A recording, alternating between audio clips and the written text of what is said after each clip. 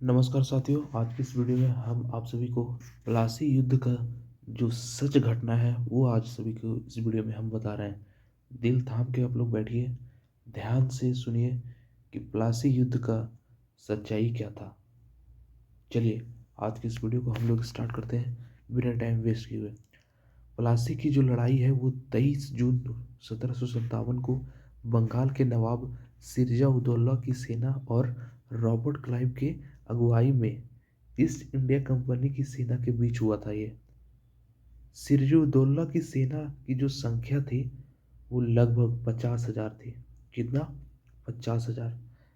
अंग्रेजों की सेना की संख्या मात्र जो थी 32 यानी 3,200 थी। लेकिन सिरजौदौला के सेनापति मीर जाफर के षड्यंत्र में शामिल होने के कारण सेना के एक बड़े हिस्से में युद्ध में भाग नहीं लिया। जब सिरजौदौला को पता चला कि उसके बड़े सेना नायक मीर जाफर दुर्लभ है यानी विश्वासघात कर रहे हैं, तो वह अपनी जान बचाकर युद्ध क्षेत्र से भाग गया। युद्ध क्षेत्र से भागकर सिरजौदौला मुर्शिदाबाद पहुंच गया और फिर वहां से अपने पत्नी के साथ पटना भाग गया।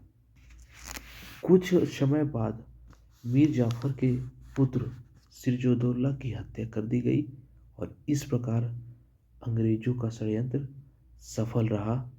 प्लासी के इस युद्ध में इस युद्ध के बाद बक्सर का जो युद्ध है वो चालू हो जाता है।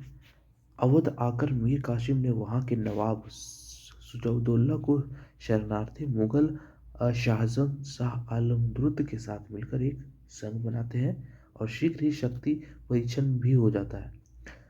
12 अक्टूबर 1764 को बक्सर में युद्ध प्लासी की तर्ज पर नहीं, बिल्कुल तैयारी और अपनी क्षमता के साथ हुआ।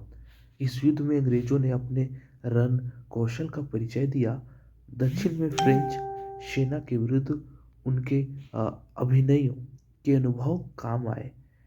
वांडी वंश में 1760 में अंग्रेजों ने फ्रांसीसियों को हराकर मात दे दी और मीर कासिम का संघ बुरी तरह पराजित हुआ। इस युद्ध में उत्तर भारत की प्रत्येक संभावनाओं को अंग्रेजों ने कुचल दिया और मुगल शक्ति की बची हुई शाख भी धूल में मिल गई। युद्ध के बाद 1765 में क्लाइव दूसरी बार बंगाल का गवर्नर बनकर लौटा। उसने बक्सर युद्ध के समझौते के मसौदे तैयार किए। मुगल शाहजहां ने बंगाल, बिहार और उड़ीसा की दीवानी प्राप्त कर ली, परंतु क्लाइव के